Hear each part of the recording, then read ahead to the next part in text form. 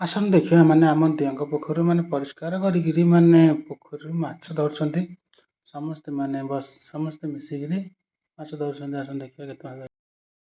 High ସାଙ୍ଗମାନେ କେମିତି ଅଛନ୍ତି? ଆଶା କରୁଛି ଭଲ ଥିବେ। ମୁଁ କିନ୍ତୁ ସକାଳୁ ସକାଳୁ ମସ୍ତ ଅଛି। ମାନେ ବର୍ଷା ପକଉଛି ଦେଖନ୍ତୁ। ଏବେ ମାନେ ଟାଇମ୍ 9ଟା ହେଇଛି, 9:10 ହେଇଛି। ତାପରେ ବି ଆମ ସହିତ ଦିଅଁଙ୍କ ପୋଖରୀରୁ ମାନେ ତଳ ପଡ଼ା ଚଳନ ଦେଖିବା। ତାପରେ ଦିଅଁଙ୍କର ବାଲି ଫାଲି ଅଛି ଦେଖିବା ଚାଲନ୍ତୁ। ମାନେ ବୁଆବୁଇ କରନ୍ତି ଆମ ଭାଇମାନେ। ଦିଅଁଙ୍କ ଘର କାମ ହେବ ତ ସେଥିପାଇଁକା ମାନେ ବାଲି ଫାଲି ଆଣିକି ଗୋଟେ ଗଦାଗଦି କରନ୍ତି।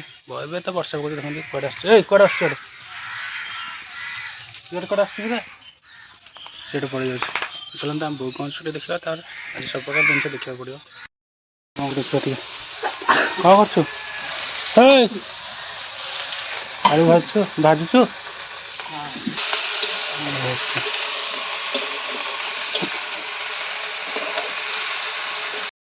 ମାନେ ପୋଖରୀରୁ ମାନେ ଦଳ ଫଳ ସବୁ କଡ଼ାକଡ଼ି କରନ୍ତି। ତାପରେ ବି ମାଛ ଫାଛ ଯାହା ପଡ଼ନ୍ତି ଧରୁଛନ୍ତି ଦେଖନ୍ତୁ।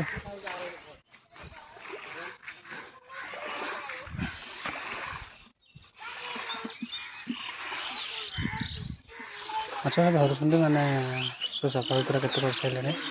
ତାପରେ ବି ମାଛ ଧରୁଛନ୍ତି ଦେଖିବା ଟିକେ।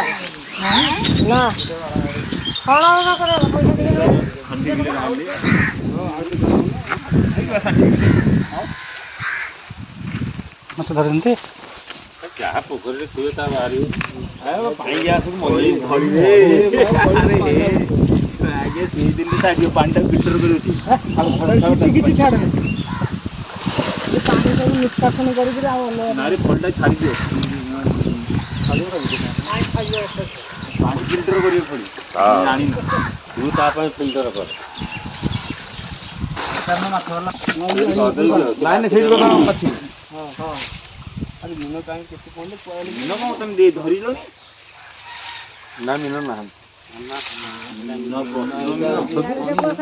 ଦେଖିଆ କେମିତି ତ ପାଇଯାଉଛ।